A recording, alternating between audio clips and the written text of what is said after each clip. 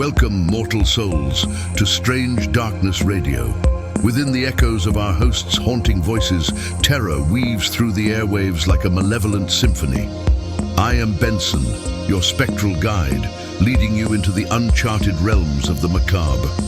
Brace yourself for a descent into a paranormal abyss with hosts Bobby Washington, Carolyn Grey, and Amy Tydeman.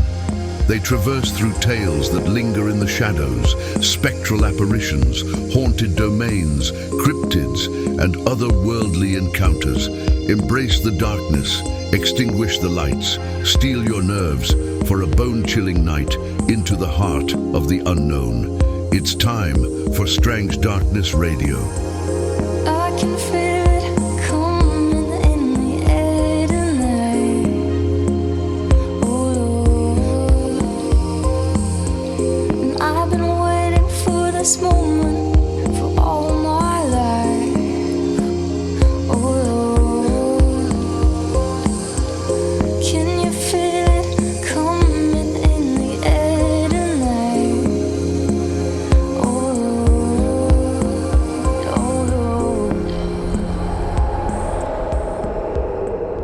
Welcome back to Strange Darkness Radio. It is now 2025. Ladies, how are you doing this evening? Pretty good. Happy to see you guys. How are you? I am doing amazing, and it's our first recording for the new year. It seems like it's going to be an interesting year, just based upon how things are going thus far. So, So any New Year's resolutions from either of you two?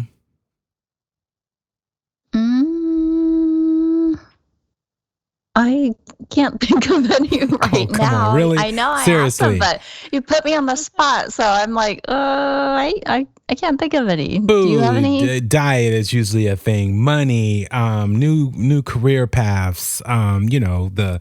The standard things that people say. Yeah. Everything you just said. I want to make more money. And I told that to people at work, and they were like, "Oh, are you going to work more?" And I was like, "No. What are you talking about?" I thought they were going to say, "So you're going to leave? You're going to get a new job?" Nope. I just want to make more money. I'm going to manifest more money into my life, and make more time for the podcast, and get in shape. So all the good ones. Yeah, that's a good one, actually. I know that Bobby wants me to put more time into the podcast, so I think that is actually my New Year's resolution. I'm gonna be working on that, Bobby. New Year's resolution. Amazing, nice.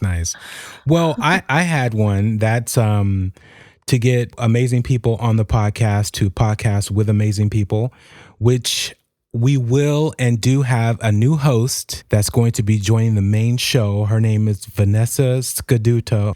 She has a podcast that she does currently. It's Los Rotos. We'll get into all that stuff on the next episode, whether she is on or not. And here's the other interesting thing about her. She is a stand-up comic. So We're real excited to have her. This is going to be extremely intriguing. Who's into the paranormal, who's into everything. You guys can check her out on her show, Los Rotos. She does live streams on YouTube and all that good stuff. So make sure you check her out. And again, she will be the new host added to the team of us three. And, we still have bonus episodes and all that good stuff coming back. And Marley is in the wings, just waiting. But yes, we have an amazing guest on tonight's show. Benson is going to introduce her. Greetings, mortals. I am Benson, your spectral guide through the realms of darkness. Tonight we venture into the twisted world of Marie Aitchison's Dyer Lane. A tale that blurs the line between fiction and nightmarish reality. In the quiet suburbs of Northern California lies a road steeped in blood and whispers. Dyer Lane. Named for a pioneer whose restless spirit still lingers, this accursed stretch of asphalt harbors secrets darker than the blackest night. Aitchison, a former nurse turned mistress of horror, has woven a chilling narrative from the very fabric of local lore. Her story draws life from real tragedies that have stained this land. Murders, unexplained phenomena, and the desperate cries of lost souls.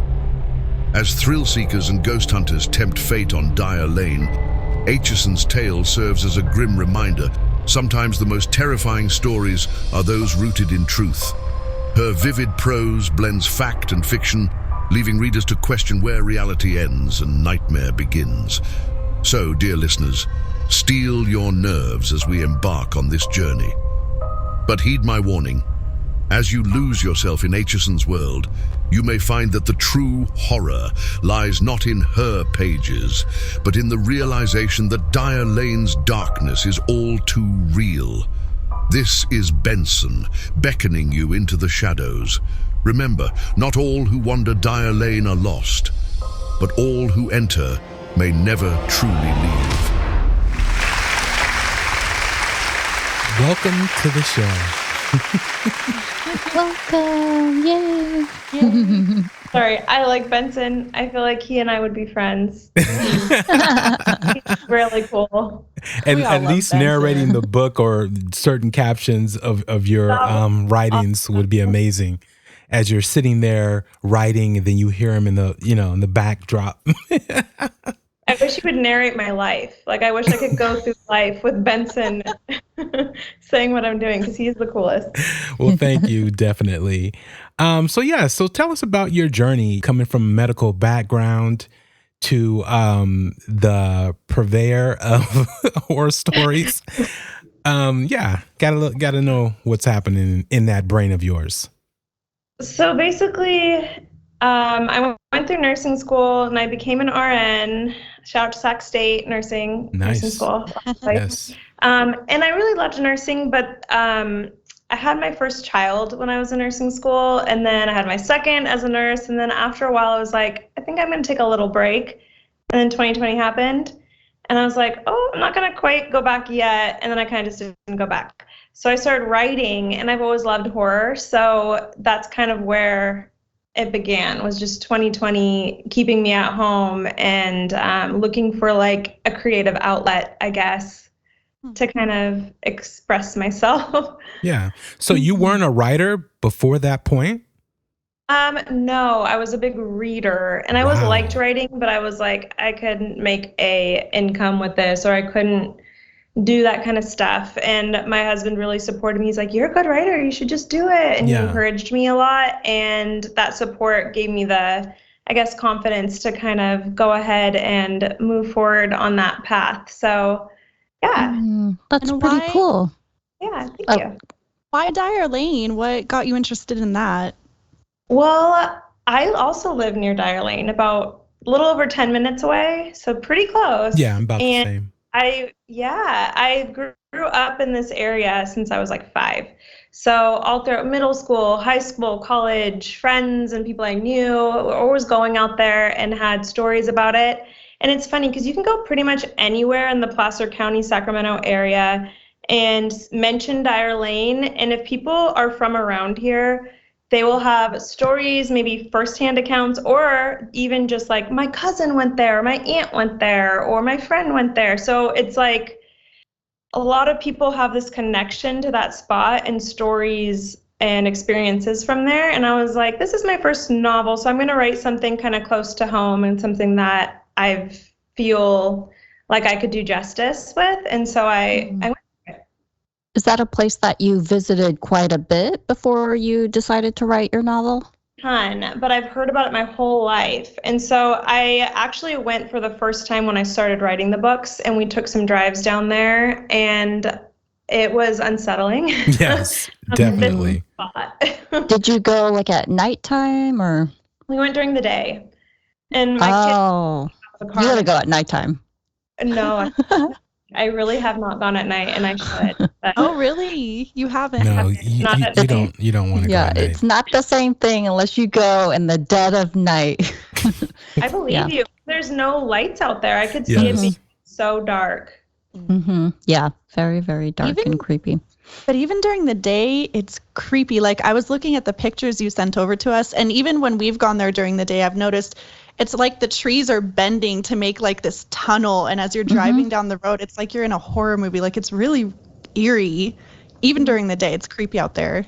So I don't blame you for not wanting to go at night. That canopy of trees is definitely like it just feels kind of heavy. Yeah, it does. Like driving down there, it's just like a feeling, like a sensation that at least I felt when I was down there. But my husband would go with his friends all the time at night, and they would play around, and they had weird stories. And so I just kind of collected different people's stories and then my own personal feelings and what I witnessed when I went there in the day, and drew inspiration from that.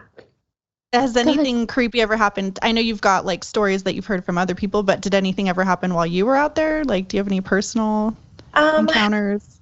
Lots of dead animals. And then we saw like a big garbage bag of like stripped like guts, like intestines.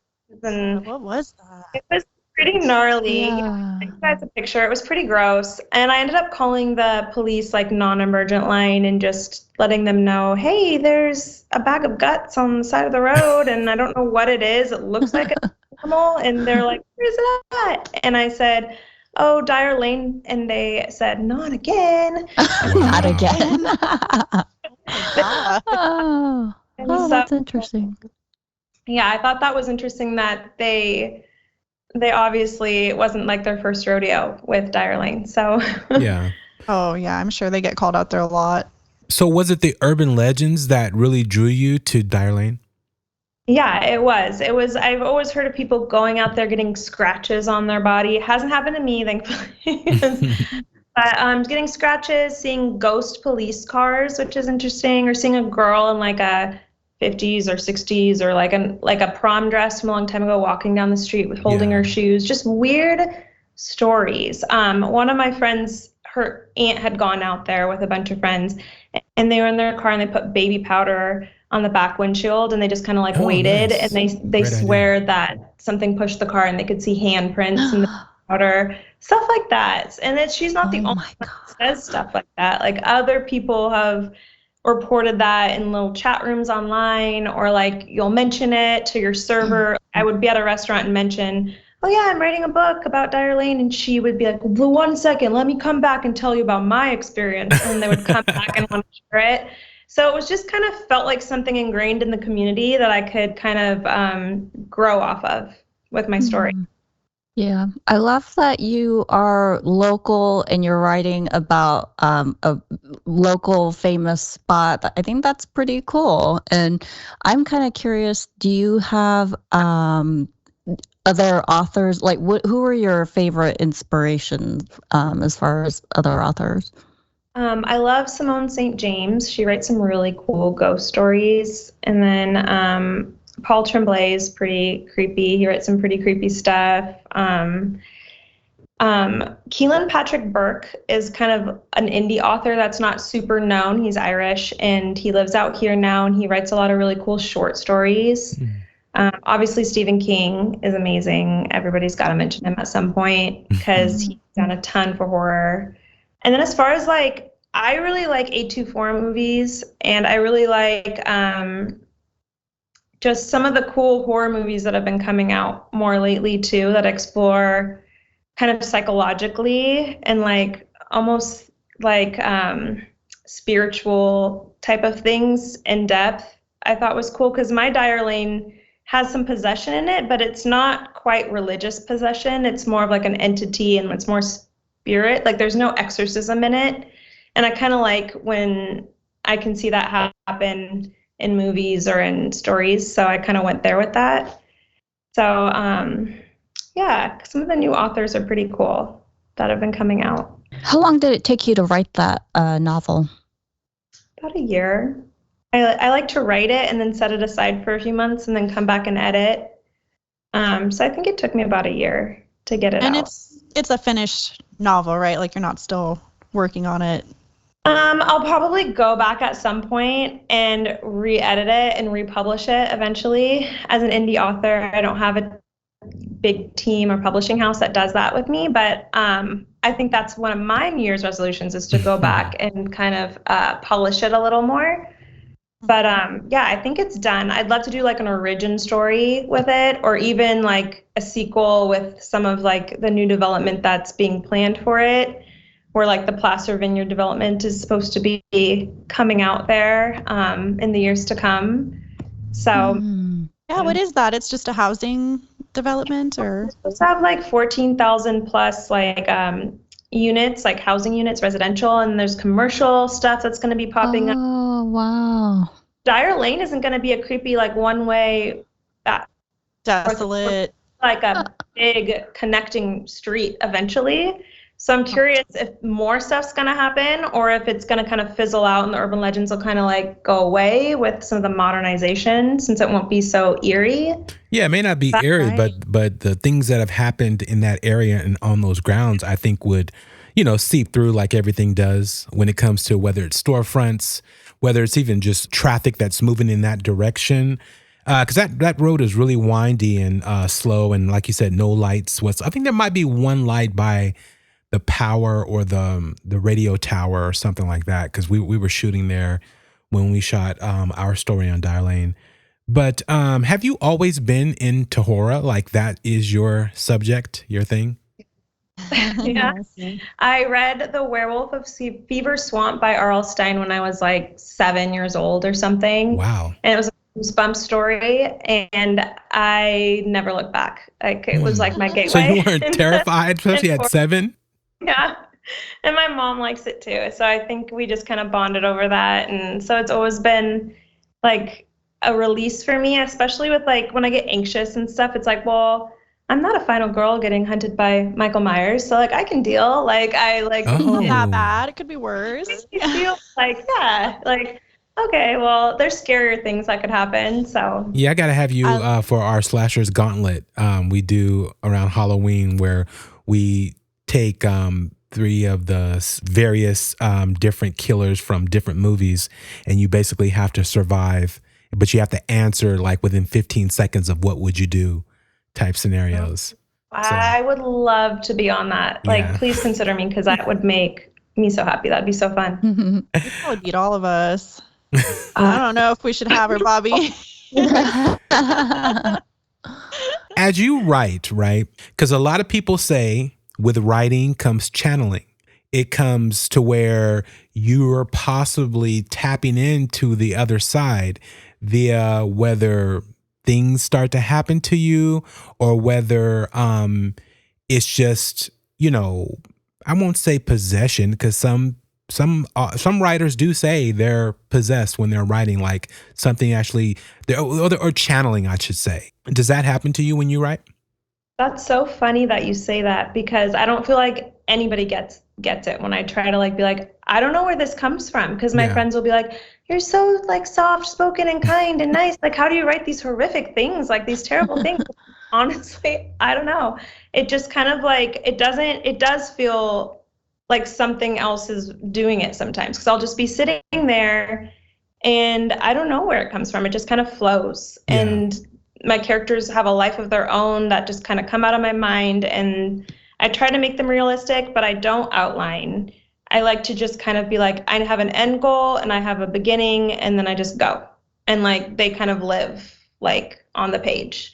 And it does feel weird, because it doesn't feel like me. Like my characters aren't representative of myself. They're their own things. So it is very strange feeling. It's like you're tapping into something. Yeah, because when you're writing, generally when people are writing, it's like writing a letter, right? So you're writing it from a first person perspective, or you have a goal or a topic of what you're writing about. When you're writing a story like a book, you have to have different passages, what that person's outlook is, what the person, the main person, what their story is, just all the interweaving that goes into that is just amazing to me, that authors like yourself can put pen to pad like that. And I do believe a lot of it is channeled along with music. There are a lot of arts that I think people are able to tap into Not saying that, taking anything away from your talent or your skill set, but, whether it's, I don't know, guardian angels with right horror. That's interesting. I don't know. But yeah, I think it's incredible. Past trauma from their lives. I don't know. Like, I really don't know where it comes from, or just my own fears that are like subconscious even, that kind of get distorted, or like people I've known that kind of turn into characters on the page and characters, and I don't know where it comes from, but I love that you brought that up, because I do feel like it isn't like I'm trying to do something a lot of the time when I'm writing, and it just kind of like happens. I don't know. I'll just explain it. Yeah.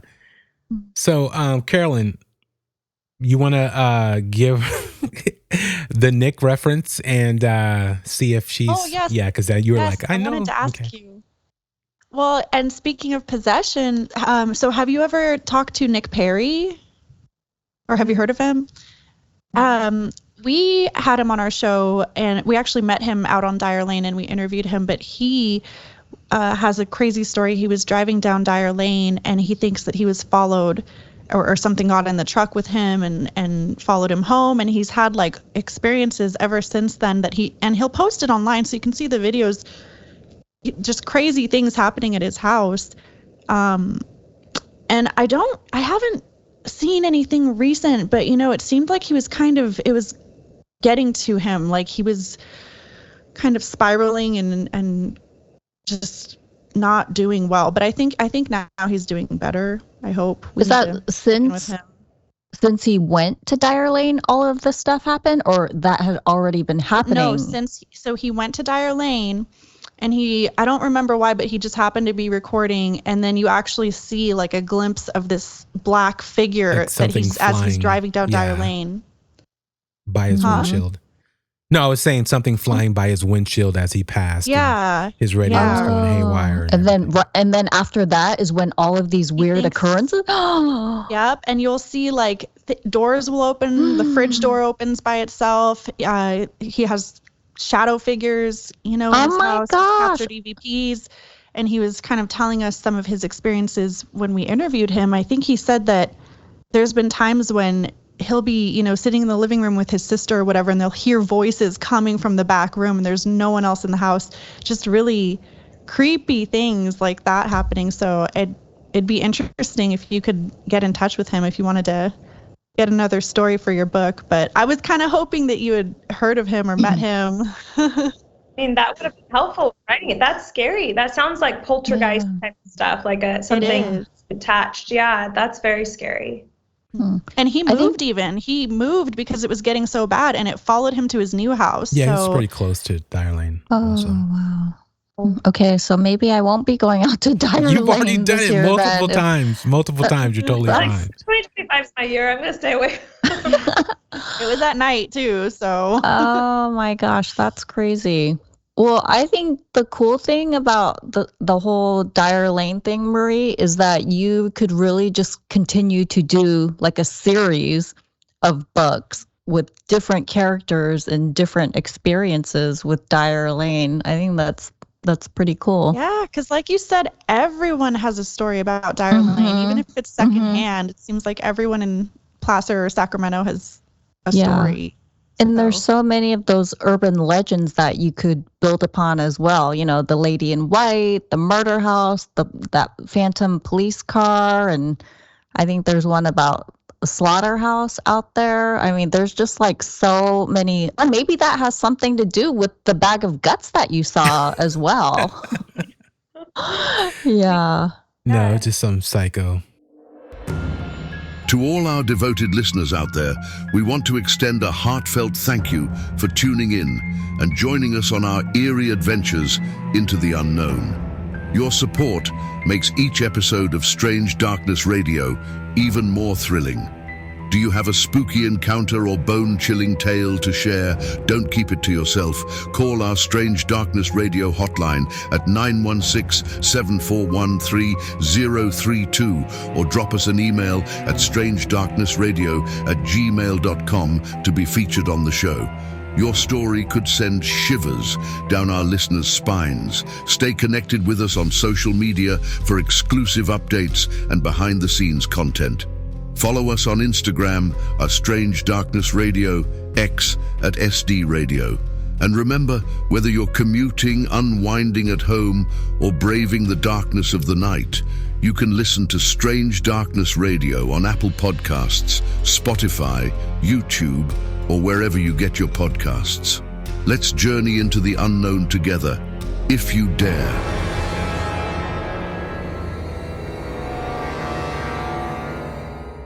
It's weird, but even when you're like, there's so much trash that people just discard. Yeah. There's like a burned up car. I think I sent you that picture too. And it's just like, it's just not treated well in general. And then obviously they found bodies dumped there. And so it's just, yeah. Hopefully. And I wonder why. Oh, sorry, Amy. It could, it could just be one of those places that has had so much bad stuff that it attracts more bad stuff. Yeah. Yeah.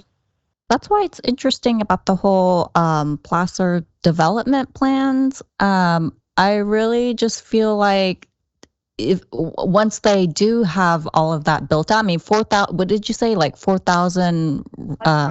Plus, they have just residential. Or 14,000. Actually, I think you said right. 14,000. Yes, I have a note here. 14,000, and then also just there's going to be commercial places as well, and like parks. It's just going to be like a whole development. So yeah, so I feel like it's not even going to be the same. I feel like the legends are going to die eventually. I know Bobby said, there could be like hauntings in the buildings and homes, and that is possible too. But part of the appeal of Dyer Lane is just how rural it is, how empty and deserted. It's fun. It's scary to go out there, at nighttime and there's nobody out there. And it's just not going to be the same thing when you go out there and there's like all these homes and buildings and lights. Because like I can say just, recently me, Bobby and Carolyn, we went out and to the cemetery and it was nighttime. But it just wasn't the same thing because it was dark, but it was still early enough to where there was a lot of lights and a lot of cars going by. And you're tripping. Wait a minute. Hold up. What? You guys were too busy talking. I was looking at everything that moved. For the record, I was terrified. So were you? That is crazy to me. I was not scared. Maybe. I was not scared once. Scary. Yeah, it wasn't the same thing. See, like if it was dead of night. Why is it that the men are the ones concerned and the women are whatever happens until it happens? Then it's like who can run the fastest? Then you got to stay back and protect. Oh my Lord. I don't run fast. I will say that maybe you have a point. Just if you need the quiet to like tap into that kind of spirit type of energy, then yeah, I could see the urban legends kind of dying off. But if it were to be like a magnetic place, then and poltergeist activity kind of stuff happens, then maybe the houses will have some like weird things going on. Oh yeah. Maybe they won't finish the development. Gonna be like, why? This is Dyer, right? This is they get Dyer Lane. And they abandon it. I would not be building a house on Dyer Lane. That is not buy insane. A house on Dyer Lane. Houses there too. They're like not a ton, but like I'm like, how do you live here? Exactly. Mm-hmm. Yeah, but they also look. I wonder if too. they're going to get like a good deal on that land, and then I wonder if the prices are going to be affected by the urban legends or whatever. But I feel like it could go either way. I feel like more traffic and like them building out there could like stir something up, and maybe it'll increase the activity. More energy. It's interesting though, because when we were filming, a lot of our monitors were messing up and they were discolored. We were thinking that something happened to the monitor, but it was the power from the radio tower that was sending in that whole area. So that could be charging that area, because usually they say a lot of entities need people and energy to manifest and to for things to take place. And so a lot of that could be the power of that tower, the energy that is putting out in that surrounding area.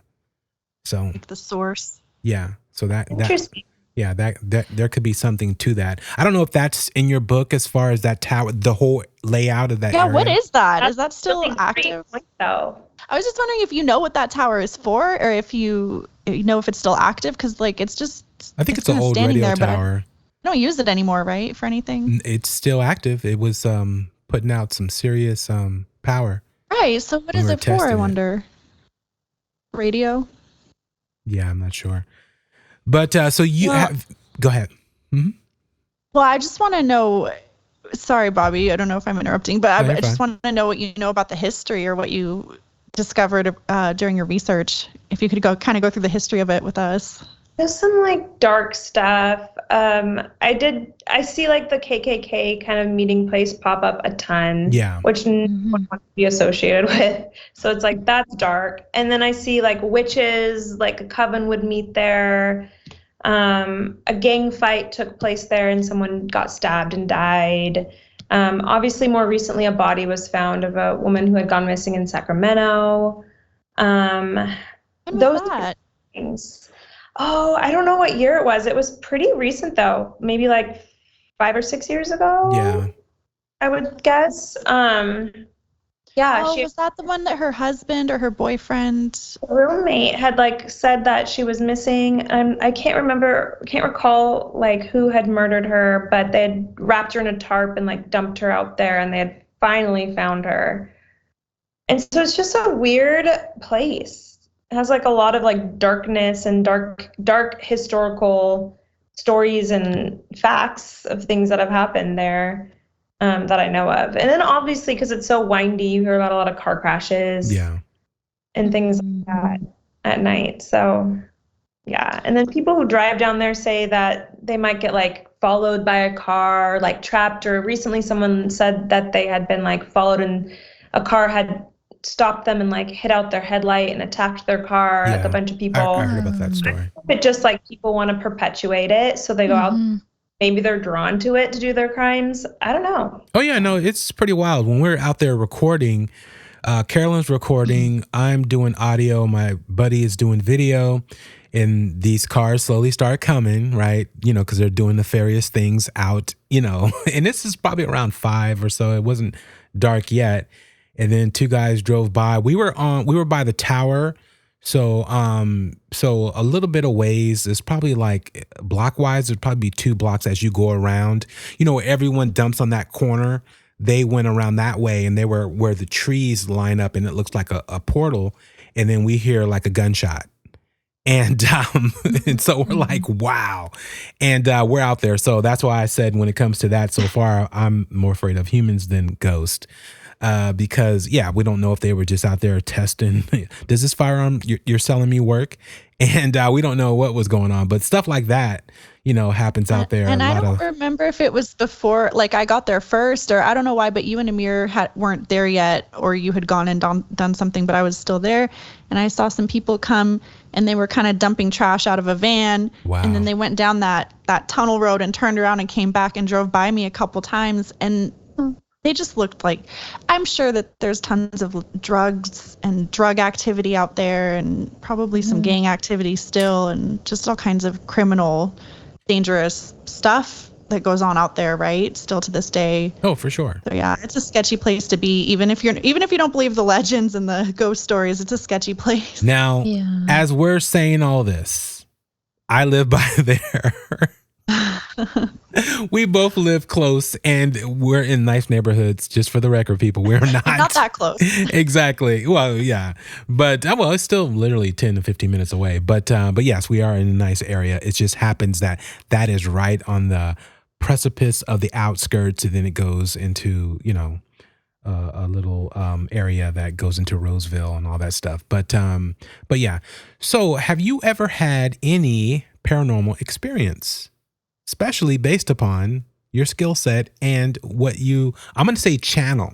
You know, I really wish I had paranormal experiences. My family members have, but I have not. Wow. I haven't had like an actual like ghost experience, which I would actually kind of like to have. Just, experience it. No, I haven't. Have you? What have you guys? I have. Definitely. Probably. Yeah. Your Monterey episode actually earlier, some of it, and I thought that was really cool, the cannery row stuff. But anyway, I'm always like, I want to see ghosts. I want to like have something like that. Like, Ew, like what's wrong with me? Why don't they want to talk to me? That's how I Well, feel. Yeah, Carolyn's done Ouija boards begging for ghosts to come haunt her, and she still doesn't. They still won't mess Hey, with me. actually, now that you say Ouija board, when I was at middle school, my friend and I played with the Ouija board, and her lights went out. But I'm still not convinced. Like another. Okay, now you sound like Caroline. Or that it wasn't related. Things where I'm like, Yeah. we Or played with maybe. it a lot, and we'd always be like, "Can we talk to Martin Luther King Jr.?" And then we'd get like Martin Luther King, and we're like, "Well, not the right one, I don't think." And we're like, "Wait, who are we talking to?" But everyone's hands are on there, and we're like, "I don't know." Yeah. Like, trying to talk Yeah. to someone peaceful and good, and I'm like, "I don't know if we're channeling the right thing." But Mhm. You're like only requesting really good people as ghosts to come I know, huh? talk to you. That's a good good plan. ones, only the good ones. But yeah, I'm so much. That is a good one. So, okay, at least tell me that you're a vivid dreamer. I do have weird dreams, Okay. especially postpartum. I just had a baby 6 months ago, my Okay. third, and I feel like I get really, really weird dreams. Maybe because I wake up so often in the night that I can Yeah. actually like be like, oh, I just had a dream. Yeah, it's weird stuff. You have another book, correct? It's called All I Want. Is that your second book, or can you tell us Yeah, about? It's like a short story, more like a novella. It's very short. It's only like 50 pages, but I'm gonna make like a little trilogy out of it. But it's a horror story slasher Christmas holiday type of thing. So definitely a seasonal read. It's really good at Christmas time if you're trying to like just fit something short in. Yeah. But yeah, the sequel's gonna come out this next year. But it's just like a high school reunion gone really wrong, basically. Okay, that sounds exciting. That sounds right up my alley, actually. And yeah, I did actually subscribe to you on Instagram as well, because I see that you review all kinds of horror books and just like, right up that alley. So that's pretty exciting as well. How long have you been doing that for? Oh, I've been reviewing for years. Yeah, a long time. I don't even know when I started, but I've been reviewing books for a long time, and I do focus on thrillers. And I actually, if you go on marieaitchison.com, have something called a Thrill Seekers Book Club, and you can get on the complimentary newsletter if you sign up for it, and it just gives you tons of like book options and recommendations and reviews on there, as well as the Instagram, which is Top Shelf Book Reviews. But I also write like short stories that like I'll send out through there too. But yeah, reviewing is so fun. So yeah, those are my spots. So you have a baby in one arm and a book in the other. I mean, because that's a lot. Yeah, and a 10-year-old and a 7-year-old, and they're active, and oh gosh, they both dressed up as Ghostface for Halloween, and I'm like, Oh, nice. my foot's like it's like scary. I turn the corner of my house and there's like a little face with like a bedazzled Ghostface mask. I'm like, oh no. This is scary, you know. Oh, Yeah, that's they're funny. and So they're interested in, at this age, paranormal things as well, like stories and they want some to be. movies. Yeah, we keep it kid appropriate as Yeah. much as we can, but they want to see like clips of this or like or they want to drive down Dyer Lane. Like they went with us. And then Are you gonna let them? you're in Oh, the they went back, and I'm like, don't look. And my husband's like, roll down the window so you can get a better pic without the glare. And there's like bugs. I'm like, no, don't let this. Don't. But Oh. yeah, so they're road dogs. They hang. They're good kids. They're fun. That's so cool. That's so cool. So what's your next adventure?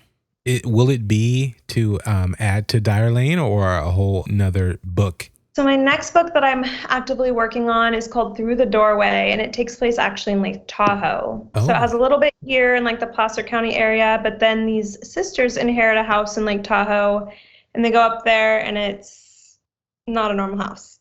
Yeah. Very creepy house.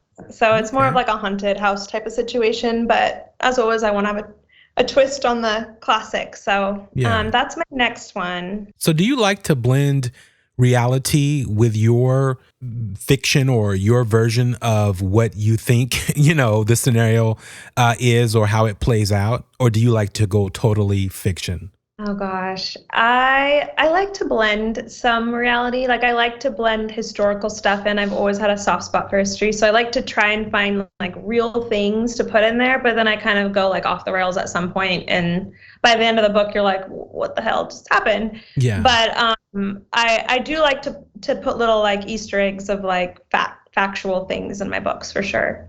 Yeah, I wanted to know if you could share any tidbits from your Dyer Lane book, or if you could tell us any interviews that you did that stood out to you, or any stories that stood out. Well, I think like the creepiest thing for me was just hearing about all the people from like, whether it be chat rooms or whether it be like friends of mine who have gone there, saying they've been scratched. Yeah. I think that's really creepy that people actually go out there and like end up with like actual scratches on their body, because that seems pretty violent, like aggressive of a spirit, So I think whenever I talk to someone and they say they've gotten scratches when they go out to Dyer Lane, that is pretty unsettling. And I think with my book, I like to blend in a lot of like the ghost police car, and they said something online about this cult of like this demon called Amdusius or something like that with these horns, and they kind of described it. In my book, I never use a name for my entity, but I kind of tried to stay true to what people saw. They said they saw out there. Yeah. So you get a little of that in Dyer Lane.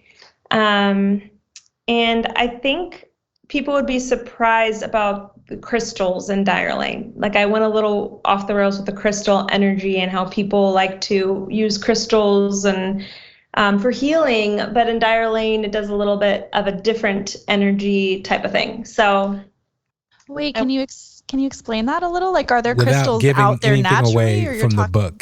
No, don't give your book away. Just I crystals. Want spoilers, but you know how they say crystals are they have energy and they hold energy. Yeah.